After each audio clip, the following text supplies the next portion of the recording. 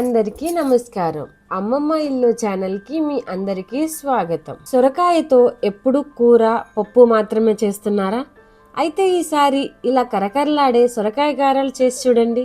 బయట క్రిస్పీగా లోపల మెత్తగా ఉండే ఈ గారెలు ఒక్కసారి తింటే మళ్ళీ మళ్ళీ తినాలనిపించేంత రుచిగా ఉంటాయండి. మరీ ముఖ్యంగా ఇంట్లో పిల్లల నుంచి పెద్దల వరకు అందరూ ఇష్టంగా తింటారు ఈ సొరకాయ గారెల్ని. ఈరోజు మన అమ్మమ్మ ఇంట్లో ఈ సొరకాయ గారెలు ఎలా తయారు చేయాలో పూర్తిగా చూపించేస్తా, వచ్చేయండి. ఈ సొరకాయ గారెల కోసం ముందుగా లేత సొరకాయ ఒకటి తీసుకొచ్చుకుందాం. లేత సొరకాయ అంటే మనకి ఎట్లా తెలుస్తుంది? ఒకసారి గోరు పెట్టి గుచ్చితే అది లోపలికి స్మూత్ గా దిగితే మనకి సొరకాయ లేతగా ఉంది అని అర్థం అవుతుంది కదా. అలాంటి లేత సొరకాయ ఒకటి తీసుకొని దాంట్లో నేను సగం సొరకాయ తీసుకుంటున్నాను. ఒక సగం ముక్కను తీసుకొని శుభ్రంగా కడిగి పై చెక్కు మొత్తం పూర్తిగా తీసేసేయాలి. చూసారా, ఇలా పూర్తిగా పై చెక్కు మొత్తం తీసేసిన తర్వాత మళ్ళీ ఒకసారి కడిగి దీనిని నీట్ గా తురుముకుందాం. చూసారు కదా, ఇలా తురుముకోవాలి. మరీ సన్నగా తురుముకోవాల్సిన అవసరం ఏమీ ఉండదండి.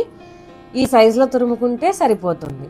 ఇలా పూర్తిగా తురుముకున్న తర్వాత ఇందులో ఉన్న గింజల్ని మొత్తం సెపరేట్ చేసేయండి. లేదంటే స్టార్టింగే ముక్కలాగా కట్ చేసి మధ్యలో విత్తనాలన్నీ తీసేసి కూడా తురుముకోవచ్చు. ఇలా తురిమిన దాన్ని ఒక కప్లోకి తీసుకొని పక్కన పెట్టేసుకుందాం. ఇప్పుడు ఇంకా ఆ సొరకాయ గారెల్లోకి కావాల్సినవి ఏంటో చూసేయండి. దానికోసం ఒక చిన్న సైజు అల్లం ముక్క, ఒక 5 పచ్చిమిర్చి, 2 టేబుల్ స్పూన్లు జీలకర్ర, ఉల్లిపాయలు, ఒక చిన్న ఉల్లిపాయ సన్నగా కట్ చేసుకొని పక్కన పెట్టుకున్నాను నేను. కొత్తిమీర, పుదీనా, కరివేపాకు మొత్తం సన్నగా కట్ చేసుకొని పక్కన పెట్టేసుకుందాం. దీంతో పాటు మనం ఏ కప్పుతో అయితే సొరకాయ తురుము తీసుకుంటున్నామో అదే కప్పుతో బియ్య పిండి తీసుకోవాలి. 1 కప్పు సొరకాయ తురుముకి 1 కప్పు బియ్య పిండి సరిపోతుంది. ఇప్పుడు అల్లాన్ని, పచ్చిమిర్చిని సన్నగా కట్ చేసుకొని మిక్సీ జార్లో వేసుకొని మెత్తటి పేస్ట్ లాగా గ్రైండ్ చేసుకుందాం. చూసారు కదా, మరీ మెత్తగా అవసరం లేదు, అలా అని మరీ ముక్కలు ఉండొద్దండి. ఆ అల్లం పచ్చిమిర్చిని మనం మెత్తగా గ్రైండ్ చేసుకున్న దాన్ని కూడా ఒక సపరేట్ గిన్నెలోకి తీసుకొని పక్కన పెట్టేసుకుందాం. ఇప్పుడు అవన్నీ కలుపుకోవడానికి ఒక మిక్సింగ్ బౌల్ తీసుకొని ఆ గిన్నెలోకి సొరకాయ తురుముకున్నాం కదా, సొరకాయ తురుము, అల్లం పచ్చిమిర్చి మిక్సీ చేసుకున్న పేస్టు, సన్నగా కట్ చేసుకున్న ఉల్లిపాయ ముక్కలు, సన్నగా కట్ చేసుకున్న కరివేపాకు, పుదీనా, కొత్తిమీర, జీలకర్ర 2 టేబుల్ స్పూన్లు మొత్తం ఒకసారి కలిసేలాగా కలుపుకోవాలి. ఇందులోనే టేస్ట్కి సరిపడినంత ఉప్పు కూడా వేసుకొని పూర్తిగా కలుపుకోవాలి మొత్తం పట్టేలాగా. ఇప్పుడు ఇందులో బియ్యం పిండిని కొంచెం కొంచెంగా వేసుకొని కలుపుకుంటూ ఉండాలి. మొత్తం ఒకేసారి వేయకండి. సొరకాయలో నీరు సరిపోను ఉండకపోతే మనకి పిండి ఎక్కువ అవుతుంది. మరీ లేత సొరకాయ అయితే మనకి నీరు ఎక్కువ ఉంటుంది కాబట్టి పిండి ఎక్కువ పడుతుంది. సొరకాయని బట్టి మనకి పిండి ఎక్కువ పడుతుందా తక్కువ పడుతుందా అనేది అర్థమవుతుంది. కొంచెం కొంచెంగా చూసుకొని వేసుకుంటూ కలుపుకోవాలి. ఫస్ట్ ఒక 1/2 కప్ వేసుకున్నాను నేను పిండి. మొత్తం కలిసేలాగా బాగా కలుపుకోవాలి, గట్టిగా నలుపుకుంటూ. అప్పుడే మనకి సొరకాయలో ఉన్న నీరు మొత్తం బయటకు వచ్చి పిండి మొత్తం తడిచేలాగా చేస్తుంది. చూసారు కదా, ఇలా గట్టిగా కలుపుకుంటూ ఉండాలి. చూసుకొని పిండి ఇంకా లూజ్ అనిపిస్తే కనుక ఇంకొంచెం పిండి వేసుకొని కలుపుకుందాం. మనకి బాల్ లాగా రావాలి, చివర్లు విరిగిపోకుండా వస్తుంది అంటే మనకి పర్ఫెక్ట్ కన్సిస్టెన్సీ వచ్చినట్లు. చూసారు కదా, అది ఇంకా లూజ్ అనిపిస్తుంది, అందుకే ఇంకొంచెం పిండి వేస్తున్నా. పిండి కూడా వేసి పూర్తిగా కలిసే వరకు కలుపుకుందాం. మనకి గారెల టేస్ట్ ఎక్కడ వస్తుందంటే ఎంతసేపు కలిపితే అంత టేస్ట్ వస్తుందండి. మనం కలిపే కొద్దీ సొరకాయలో ఉన్న నీరు మొత్తం బయటికి వస్తూ ఉంటుంది. అందుకే మనం ఎంతసేపు కలిపినా లూజ్గానే అనిపిస్తూ ఉంటుంది మనకి. కొంచెం కొంచెంగా పిండి వేసుకుంటూ పర్ఫెక్ట్ కన్సిస్టెన్సీ వచ్చే వరకు కలుపుకోవాలి. నాకైతే 3/4 కప్పు వరకు పట్టింది పిండి. ఈ కలిపిన పిండిని ఒక 1/2 గంట సేపు పక్కన పెట్టేసుకొని ఉండాలి. అప్పుడు పిండి నానిద్ది అనమాట. పిండి నానిన తర్వాత గారెలు వేసుకోవటం ఎలానో చూపిస్తా. చూసారా, పిండి నానిపోయింది. మళ్ళీ ఒకసారి మొత్తం కలిసేలాగా కలుపుకుందాం. ఇప్పుడు స్టవ్ ఆన్ చేసుకొని స్టవ్ మీద కడాయి లాంటిది ఒకటి పెట్టేసుకొని అందులో డీప్ ఫ్రైకి సరిపడినంత నూనె వేసుకుందాం. నూనె కాగే లోపల ఇంకొక సైడ్ చిన్న కప్లో ఆయిల్ తీసుకుందాం.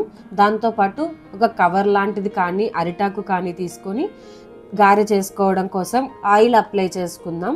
మంచిగా ఆయిల్ అప్లై చేసుకొని ఆ పిండిని చిన్న బాల్ లాగా తీసుకొని ఈ ఆయిల్ అప్లై చేసిన కవర్ మీద పెట్టేసుకొని దానిని నీట్గా రౌండ్ షేప్ లో వచ్చేలాగా తుక్కోవాలి. మధ్యలో గారెలాగా చిల్లు పెట్టుకోవాలి. మరీ మందంగా ఉండొద్దండి, అట్లని మరీ పల్చగా అయితే మనకి కవర్ నుంచి విడి రాదు.